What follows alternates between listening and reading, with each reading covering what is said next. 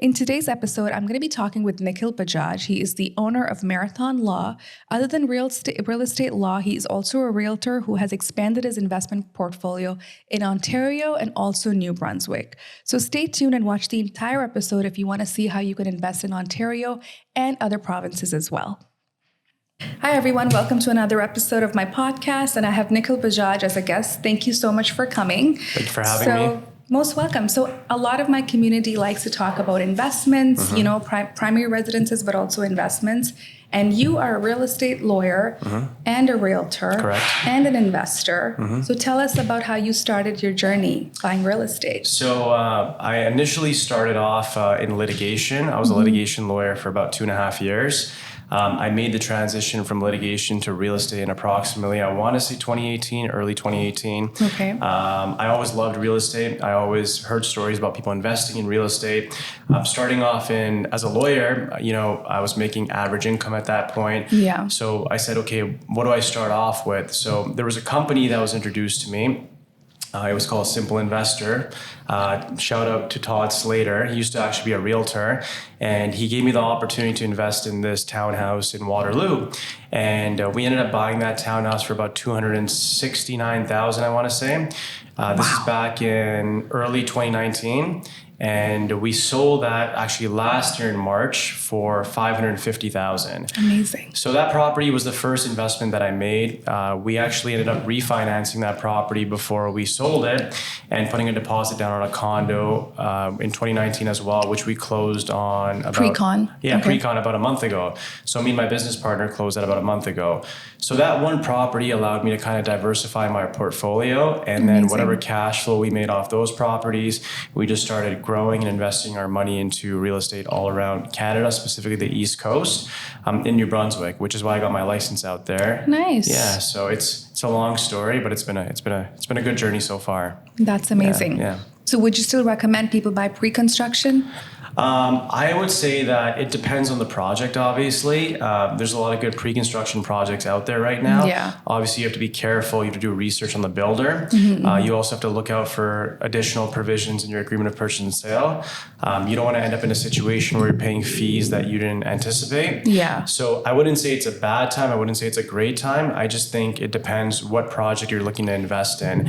That's always been the case, even if you invested in pre-construction 5 years ago. And what is the difference between New Brunswick and Ontario? Like New Brunswick has pre-con too? So New Brunswick does have pre-con. It's not on the same scale as Ontario per se. Yeah. The builders out in New Brunswick are a little bit smaller. There are a lot of builders moving to New Brunswick from Ontario and starting to build subdivisions there. Yeah. So the first house that we actually got custom built in New Brunswick, which was about 1.5 years ago, was a builder from Ontario. Yeah. So it was a luxury home. It was our first new build. We actually ended up flipping it for a profit. The difference in pre-con, I would say the scale. Yeah. You can scale a lot bigger in GTA, Toronto, Ontario specifically as a whole. Yeah. But in New Brunswick, I think it's going to take time for people to get to that scale. It's going to happen, I would say, probably within the next 5 years. I don't have a crystal ball, but I wish. It's just my opinion. But tell me the numbers. You sold it for a profit. So what was your initial buy-in? So we ended up putting in approximately $582,900 to be exact on that specific property. Okay. I was the realtor, so I did end up getting a commission. We ended up selling that for about $610,000, I want to say. It wasn't much of a profit because we sold it during the downturn of the market, which was around November of 2022, where people were getting scared because we had a bunch of hikes during the year. Yeah. So we definitely lost money. No, I wouldn't say we lost money, but if we had sold it a little earlier, we probably would have been a little bit more profitable. Yeah. But it was a custom-built luxury home. So for that price point, it's very interesting. Yeah, it was in an area called Moncton North, which is a very desirable community to live in. Okay. You have downtown Moncton, you have Moncton North, you have Riverview, you have Dieppe, I'm losing track, Shadiac. There's so many cities around. Never visited. Yeah, so like New Brunswick, for those of you that haven't been, it's a beautiful place. It's super, super tight-knit community. People are friendly. The food is amazing. Yeah. You're surrounded by beaches. Oh, the winters are not as harsh as people may think, but yeah, it's pretty nice out there. I can talk about New Brunswick for hours. Yeah, it's like so funny because whenever somebody mentions another province, I assume the worst, like Saskatchewan. Yeah.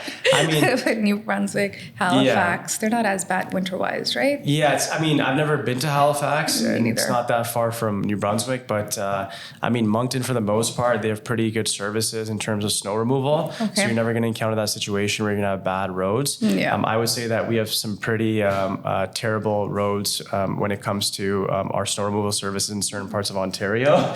Yes. Unfortunately. So, yes. the storms are not that bad, and the snow removal services are pretty good. So for the most part, you should be fine. Yeah. Because that's definitely something investors do consider, right? Because snow removal, grass cutting, all of that stuff overall cuts into cash flow. Of course. So the cash flow in New Brunswick, when I was buying, which was back in 2017, early 2018, late 2017, you could probably hit anywhere from like a 15 to 20% cap rate. Okay. You could pick up a duplex at that time for 190,000, maybe even less in certain areas. Yeah. Now you're probably looking at the same duplex for 400, 450,000. So you could still probably hit maybe a 6 to 8% cap rate there. 6 to 8 cap, meaning rental is pretty good. The rental value is pretty strong. Yeah, the rental market is very, very strong out there. The vacancy rate, the last time I checked, was sitting between, I would say, 2 to 3%. It may have gone up now. It is a renter's market. Most people do rent in Moncton. Yeah. There are a lot of investors buying up multi-residential buildings in Moncton now. So investors from BC, from Ontario. Yeah, so there's still good opportunities out there. I think it's been a very overlooked market for the last couple of years, but now everybody's jumping, and you have big real estate investment trusts also jumping in and buying up properties there. Yeah. No, I'm so thankful you told me. I never would have thought about going to Moncton, but I know. maybe I will. Yeah, definitely. But when you decided to sell that custom-built home, say selling was not an option, how much would you be able to rent it out for? So initially, our thought process was to live there. I actually went to New Brunswick with the plan to live there for 3 years. Okay. We ended up living there for a year because the plan was to set up a property management company, a portfolio. We ended up doing that in about 6 to 8 months. So for us, our family and friends were in Ontario, so we said, okay, we'll come back. Yeah. So the plan was to live in that house, and then we thought about it. Maybe we'll rent it out, maybe we'll Airbnb it. So we ended up spending actually $10,000 on furnishing the house to Airbnb it. Yeah, so we didn't end up Airbnb-ing that property, but when we were looking at the numbers, you could probably Airbnb that house anywhere from $200 to $300 a night, depending on the season. If you were to rent out the whole house, it was, I believe, 4 bedrooms, I want to say 3 washrooms. You could probably rent out the whole house for close to $3,000. Amazing. Yeah, so definitely not. So you still would have been okay to rent it out then for the price. You probably would have made a little bit of cash flow. But a house like that, I don't know if you would want to rent it out. You could if you would get good tenants, but if you got the wrong tenants, then they would have just probably not taken care of the house. The wear and tear. Yeah, the way that you would have. And same thing with Airbnb. Airbnb goes through a lot of wear and tear as well because you have high foot traffic, right? Yeah. So we decided selling it and just going pulling with out your initial investment. Correct. Yeah. Great. Yeah. Now, real estate law. How do you balance becoming a realtor and a real estate lawyer? So I would say that I'm more focused on the real estate law aspect of things. Okay. The real estate aspect kind of fell into my lap when I decided to start investing in real estate. A lot of people from here started investing in the East Coast too, and they said, why don't you get your license? Yeah. Because initially what was happening was I was passing on those leads to other realtors that I worked with. Yeah. I didn't get any commission. I didn't expect any commission. I wasn't licensed. So I said, hey, you know what? I'll get my license. Got my license in my first year. I can't remember. I did easily over 30 homes last year in New Brunswick. Yeah. I can't remember the exact number, but those were mainly investors from Ontario, some from BC. We had a lot of inquiries from overseas, from India as well. Amazing. But that's what led me to get my license. So once I decided to come back to Ontario, the plan was to do a little bit of real estate out here and also eventually get back into law. But for me, it was kind of like, okay, now I've grown the real estate side of things. Let me grow the law aspect of things too. So becoming a realtor was never in the cards. It just kind of happened. And then while I was in Ontario, people are like, why don't you get your license out in Ontario? It's one exam. It's called an interprovincial exam. So I wrote that one exam and ended up transferring my license from New Brunswick to Ontario. And then when I was here, the same investors that were buying out in New Brunswick said, can you help me, buy my primary home? I'm looking for a house next. So I started helping them, but I've kind of put the real estate thing on the side and putting it on hold. I'm focusing on growing this law firm now. So Marathon Law is the name of the law firm for those of you that don't know. That's been my primary focus. Balancing real estate, there's really no balance at this point. Now I'm all in, laser focused on the law. So amazing. Yeah. So what can clients expect from you when they hire you, especially if they're buying and selling at the same time? So, I'm super, I'm not just saying this, for those of you that know me, they can probably attest to this. I'm very diligent. I'm very, I wouldn't say paranoid, but I tend to make sure that everything is perfected. I've grown a firm in the past before. I've worked with other real estate law firms before I started my own and started Marathon Law, obviously.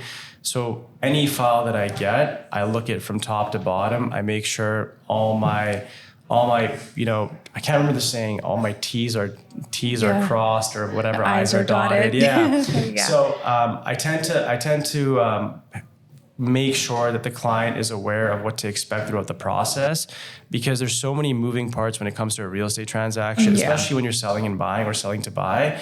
There's mortgage instructions, there's insurance. A lot of people don't know I have to get home insurance or fire insurance. Or even title insurance. And you'd be surprised, a lot of people are thrown off when I say land transfer tax. They're like, I didn't know I needed to pay land. That's a big one. And, but that also falls on the realtor. Yes and no. But the biggest issue that we see is clients not being prepared for the cost involved, whether it's title insurance, land transfer tax, legal fees, which are pretty nominal in the grand scheme of things, because things do add up, especially when it comes to LTT, land transfer tax. When you're buying in Toronto, a lot of people don't know there's double land transfer tax in Toronto. They're like, why am I paying double?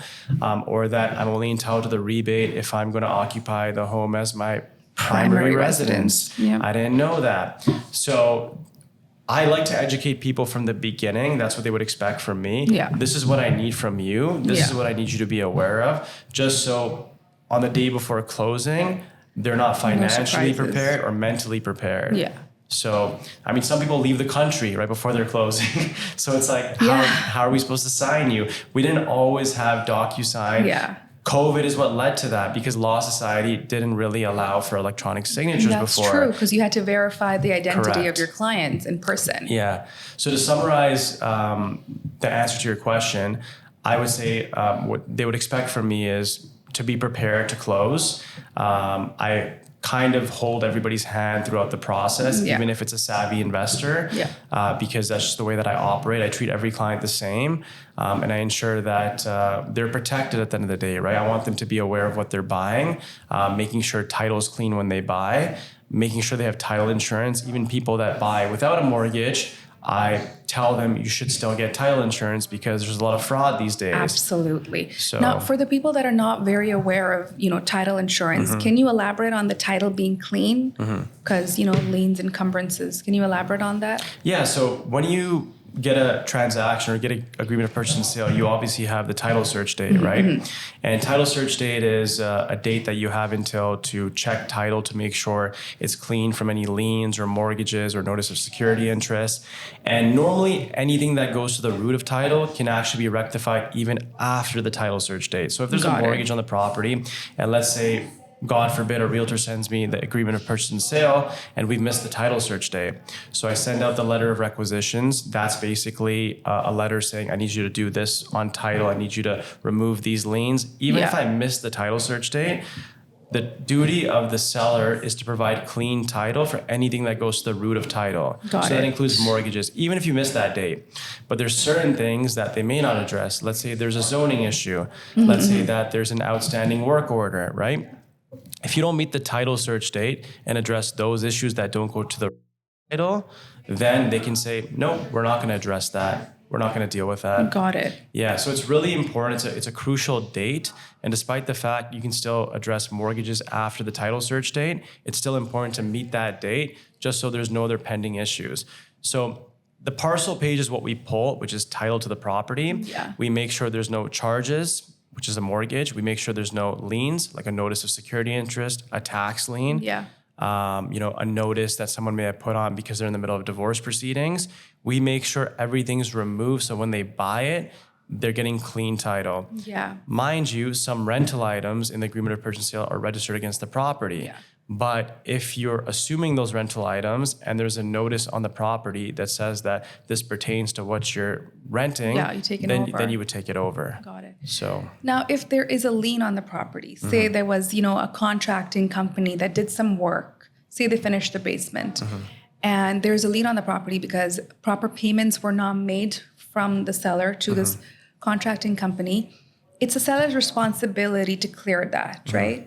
So what happens if they refuse to?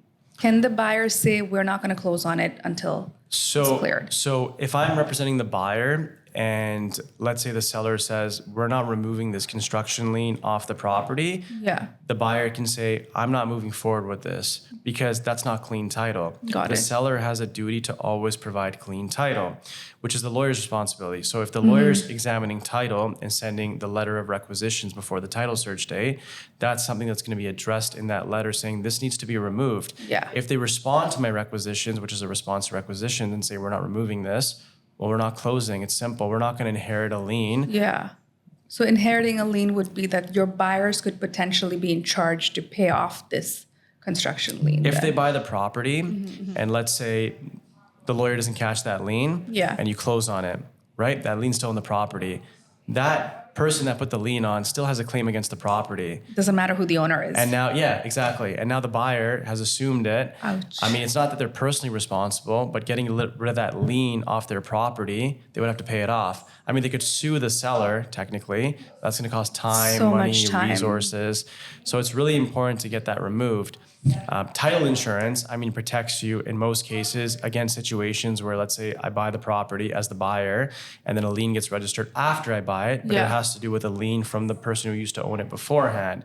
So title insurance would normally step in Yeah. and say, hey, you know what? Don't worry, we'll take care of this. Yeah. So that's why title insurance is important because it protects you from issues like that transpire after the closing. Yeah. No, title insurance is so important because this reminds me of this news that came up a few months ago of how this couple's home got sold Correct, without their yeah. knowledge. That's right, yeah. And title insurance would have prevented that from happening. So who do you think could have prevented that from happening? Is it lawyers, realtors? What more things could the realtors and the real estate lawyers could have done to prevent that from happening? I can't really, I read about those situations where Yeah. title was fraudulently Yeah. transferred. I think one of them was when they were out of the country, correct? So Someone else posed as the homeowner. yeah, so Got the realtor to list and sell the home. I mean, there's so many moving parts when it comes to this specific scenario. One would be the most obvious, which is confirming the IDs. Yeah. So I don't know if IDs were confirmed virtually or were they confirmed in person. Yeah. But I have heard horror stories of fake IDs. Oh, man. So, I mean, what I would say is if you want to prevent a situation like that, really dig in, maybe ask for more than just 2 copies of IDs. Yeah. Check out the IDs, bend them, see if they're real. Whereas on Zoom, you can't do that, right? Yeah. So you want to do your due diligence when it comes to verifying the IDs on the real estate level. Definitely, Yeah. definitely on the lawyer. Didn't you pull a geo warehouse? Like, I'm so confused. Yeah, I mean, they probably used the names that were on title, right? Oh. Yeah, so let's say my name's, John Doe, right? And I get an ID that says John Doe, but I'm not really John Yeah. Doe, right? So you would have to verify those IDs. Does this person look like a John Doe? I don't know. So possibly, I don't know. but So many people dropped the ball for this to actually take place. I mean, I don't want to say that because I don't know the situation. Yeah. But somebody definitely either they did a really good job at tricking Scamming. the lawyer and scamming the realtor involved. Yeah. Or I mean, maybe there was somebody involved. I don't know. But to protect yourself, verify the IDs. Yeah. I mean, talk to the neighbors. You know what I mean? Because most of the time, my neighbors know who I am. The people that Absolutely. I would say talk to the neighbors, maybe get a reference. I know that's kind of going beyond what we're supposed to do, Yeah. but in today's day and age, you kind of have to reinvent the wheel. Yeah. But I would say start at verifying the IDs physically, not on Zoom. Yeah, fair. So yeah, that makes sense. Do you have any other horror stories that you've dealt with, especially in the last year or so, where deals did not close sometimes? And how did you deal with them? So there's actually, I would say, multiple stories. It's just kind of the nature of the work and the nature of the job. I mean, appraisals coming back much lower.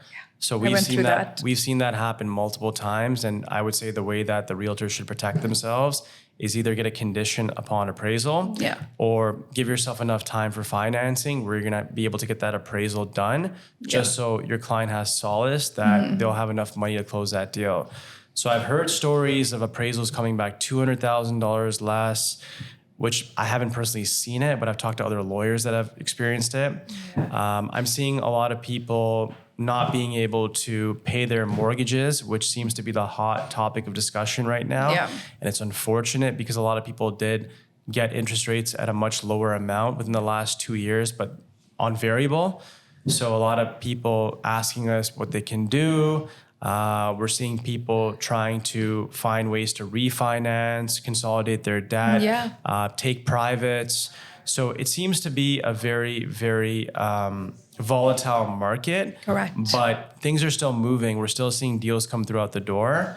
We're still seeing a lot of people list. We're still seeing people wanting to buy, especially investors. So, I mean, in terms of horror stories, I would say the appraisals is probably the number one that we've seen, and people losing their deposits.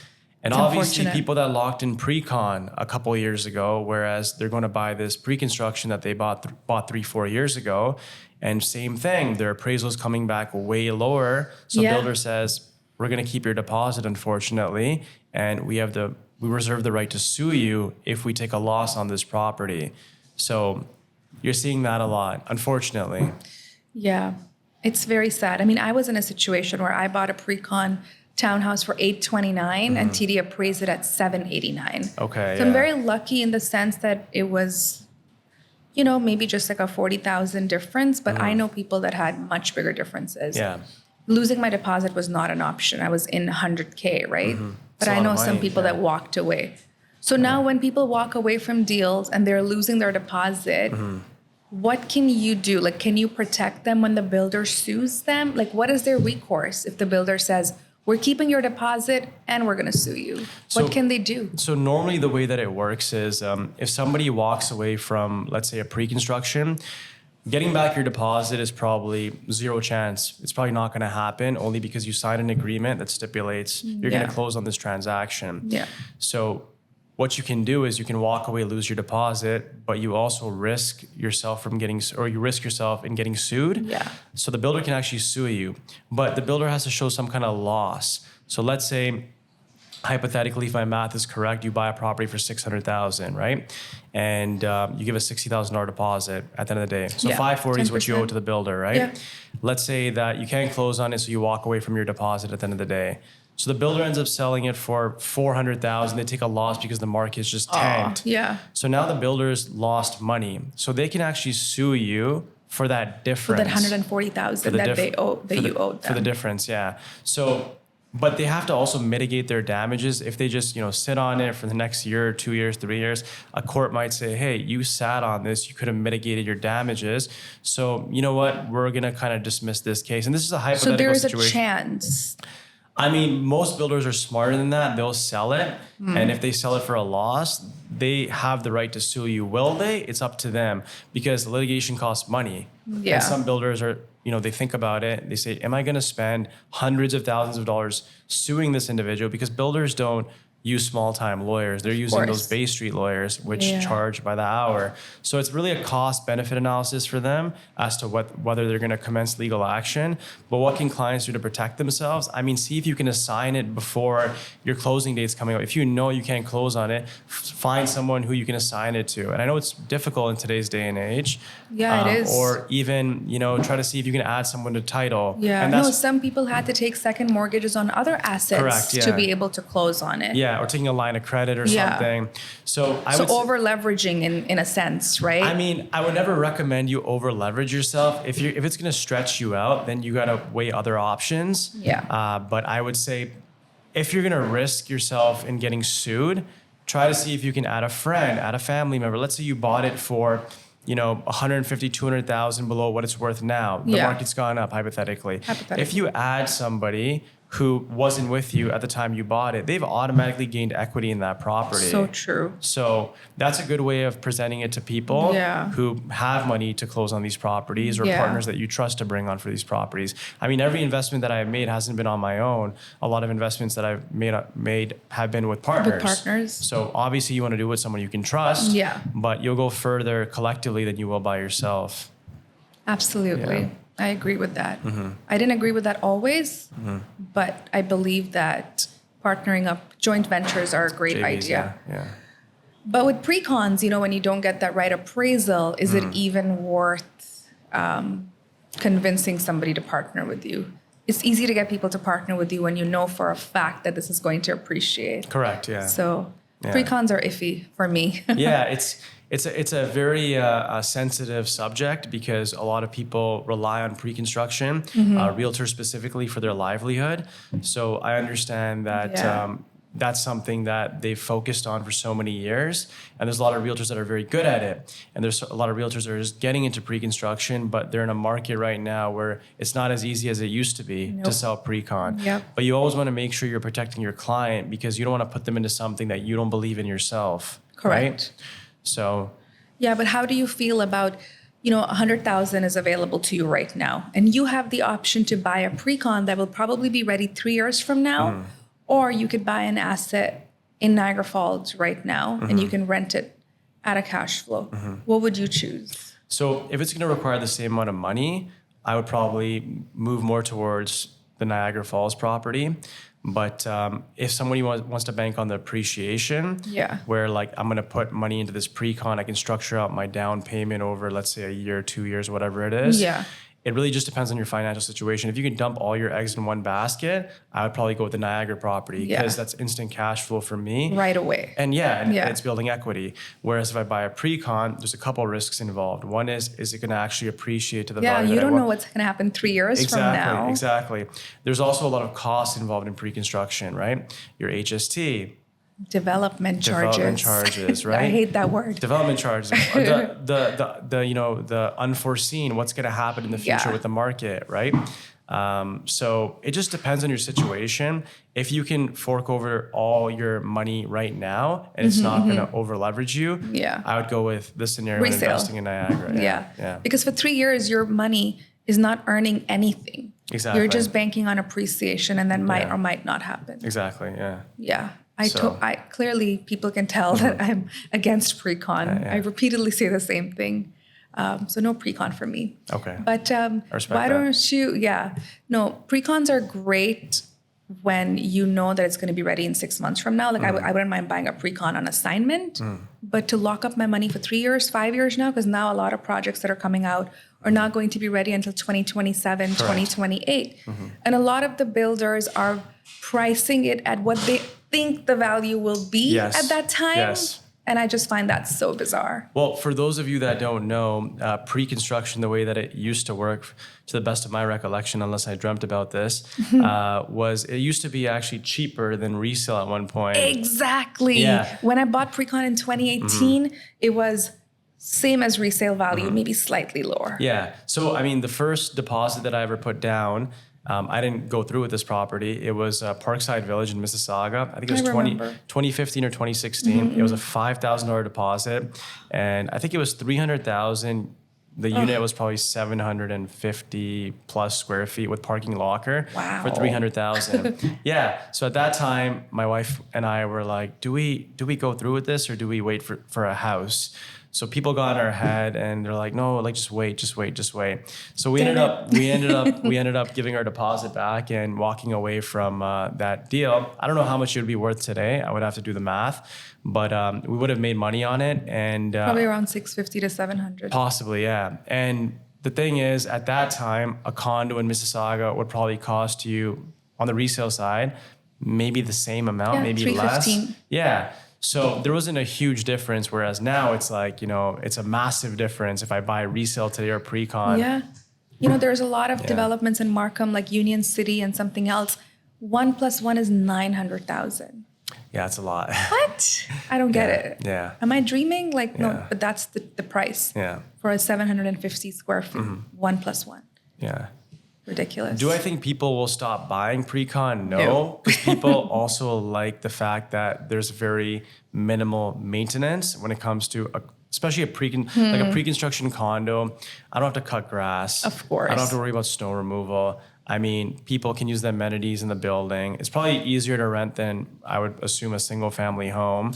Probably. So I think it's just going to remain strong, but it really comes down to where are the prices headed? Are we going to continuously see prices significantly increasing to a point where it's just not going to make sense anymore? Yeah.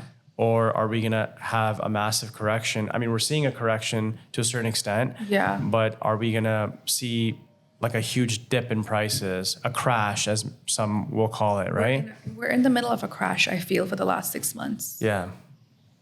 But yeah, I feel like a lot of people that are buying pre-con now, it's very interesting. Some of the people recently told me that we want to live in a place that has never been lived in before. Okay. It's very interesting. And there's a lot of international buyers that say that we want to live in somebody that nobody's ever touched before. Okay. Which is a very interesting viewpoint. So I think when the international buyer ban is done, those prices will work out. Yeah. For a lot of the builders. They'll be happy.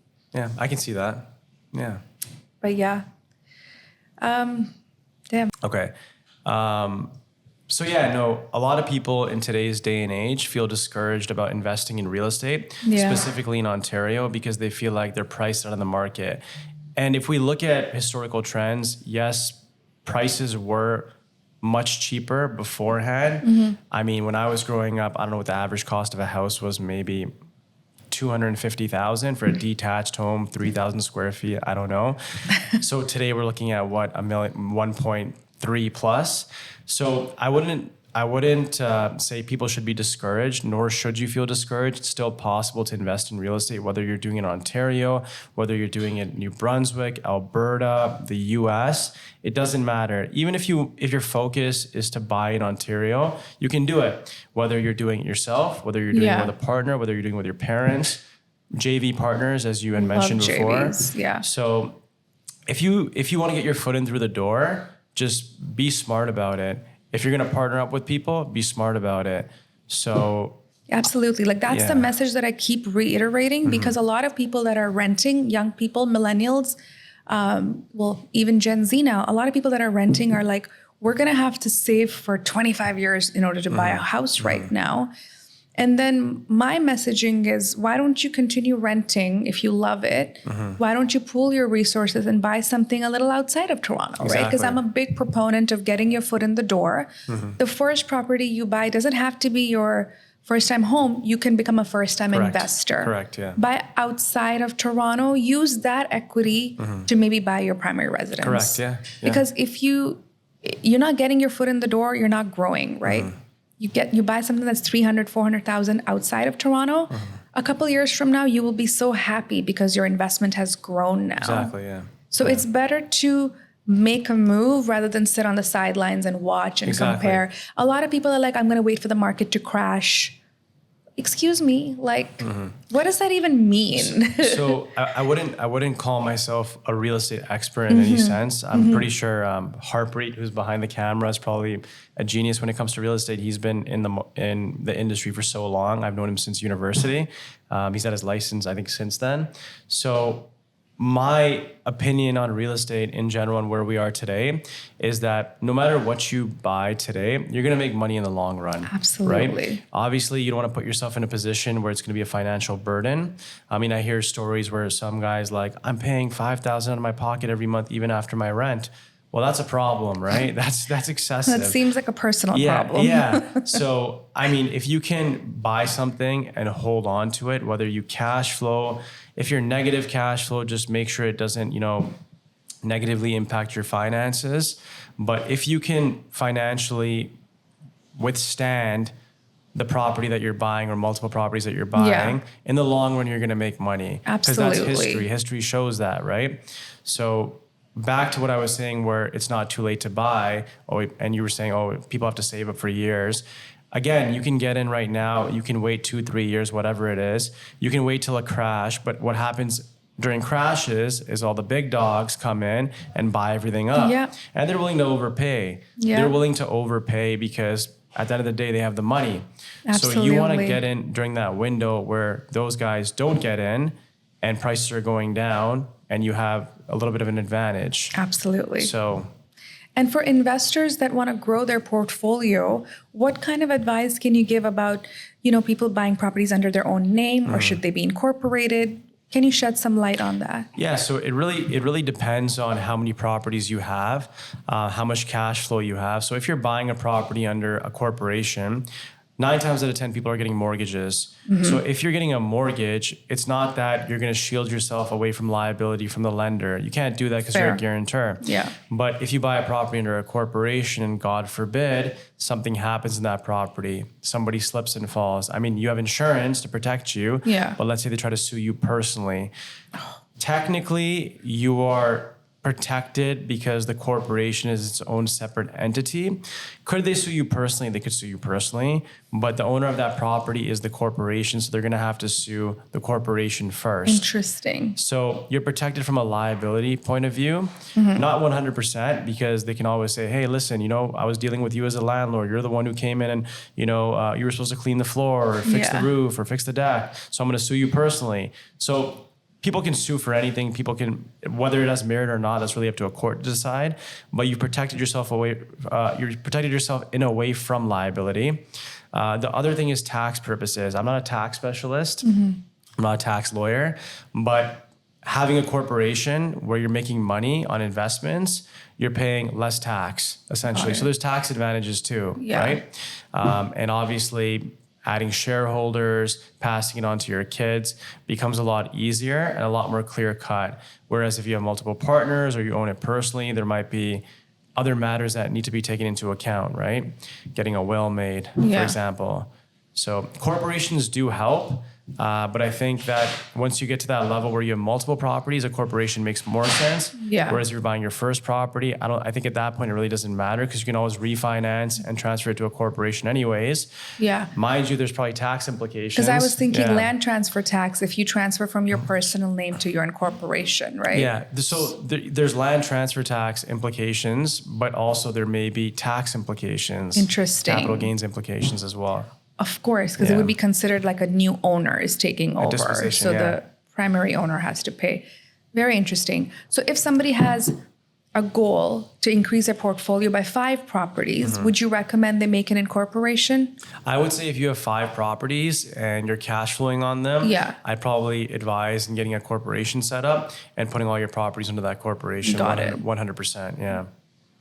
I see. Interesting. And then if people were to leverage the equity in these 5 properties and they wanted to grow it to 10, is it possible to just, keep growing that incorporation or make a separate one? I mean, it depends on what someone's wanting to accomplish. One thing you have to understand is that corporation that owns all those properties, if something happens with one of those properties and someone sues the corporation, you're putting all those properties at risk, right? Because the corporation now owns multiple properties. It owns all those assets. Whereas back to your original question, does it make sense to open up a separate corporation? It might make sense at that point because now you can accumulate other properties in that corporation and you're shielding away from liability with the corporation that holds the 5 properties. So it really comes down to what someone is wanting to do in terms of filing taxes, managing two corporations, getting approved for a different corporation. Whereas like this corporation that owns 5 properties already has a written track record with the banks. So it might be easier to get approved because they're using the income to approve you for your next property. Whereas this new corporation, they might say, hey, it has no assets, it has no income. Why would we approve you? So it's like a balancing. Yeah, because for me, like an investor like me, I do have, I do put in my own capital, but ideally I like to refinance and leverage my equity to buy more. So I'm thinking, does it even make sense to put it all in the same incorporation or maybe have a different entity altogether for those? You could. If you want to shelter your properties from liability, you could open up another corporation and put properties in that new corporation.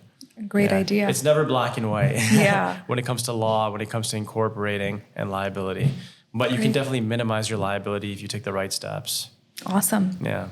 So will you be growing your portfolio in New Brunswick or Ontario this year? I haven't made that decision yet because I'm trying to see where the market goes. Amazing. It probably will be somewhere in Ontario, I would assume. We're looking at a property possibly for an Airbnb. We run an Airbnb right now in the East Coast. Nice. Yeah, so it's in a city called Shadiac.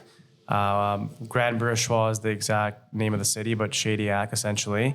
So we're thinking about doing the same thing here because the returns on Airbnb are pretty good. Solid. They're pretty good, yeah. So in terms of getting long-term tenants, I'm shying away from that a little bit because I kind of want to see where the landlord-tenant board goes because the laws are pretty strict. I mean, obviously tenants need protection as well. But I'm just trying to see what happens with the whole adjudication process because it is kind of lagged right now. Amazing. Yeah. So tell me numbers a little bit about this Airbnb property, purchase price, monthly revenue. So we picked up the property with the intention to live in it. It's like a farm property. It sits on the water. It sits on about a little under 3 acres. Wow. So that property was originally made for or bought with the intention of living in. So what we did was we had already furnished it really nicely to live in. My wife did. So we said, you know what, why waste money on bringing all the furniture back? Why sell the property? Because we got it for a good deal. We paid, I think, $396,000, I want to say, under Nice. 400,000. It's probably about 3,000 square feet, 4 bedrooms, 2 washrooms. So good sized property. Nice. We Airbnb it for a minimum, let's say in the winter time, from October to December to January, actually, maybe 150 to 200 bucks a night. During the Lovely. peak season, you can actually get almost $1,000 a night. During the summer, yeah. That's amazing. In terms of numbers, we started the Airbnb last year in approximately, I want to say June. So we didn't really have a financial or a picture of where it stood financially in terms of how much profit we were making. We're going to find that out this year. Amazing. But it'll be pretty lucrative because our mortgage on that property maybe is like $1,600 a month. Insurance, and this is for people that have Airbnbs, you should make sure you have a commercial insurance policy. Yes, exactly. It's kind of expensive. We pay almost $4,000 a year for that. Worth it. Yeah, it's worth it. And then it's a septic in a well, so there's no water and sewer. So we get the septic pumped every year. We get the well tested every couple months, and we have a little, I think it's a UV light that kills all the bacteria. Oh, nice. So we don't have to worry about water and sewer, which is nice. So our electricity bill is probably maybe $500 to $600 max a month, because sometimes the lights go out and the generator It's a goes large on. property. Yeah. So I mean, we'll find out what the net is this year, but it's going to be pretty good, I would say. That's amazing. Yeah. Okay, great. Well, thank you so much for your time. I appreciate it. I'm sure a lot of you enjoyed this conversation. If you have any more questions about investing outside of Ontario, please send us a message in the comments. You can send us a DM on Instagram. Where can my followers find you? So I have a lot of Instagram accounts. I would say Nick Bajaj, NIKHBAJAJ, I believe, is the Instagram handle. And Marathon Law. And then there's Marathon Law as well. So I'm the only Marathon Law on Instagram. So it'll be easy to find me. Yeah. Amazing. Thank you so much for your time. Thank you. Thank you for giving us some great insights. And we'll see you guys soon. Appreciate it. Thank you. That was great. All right. Wow.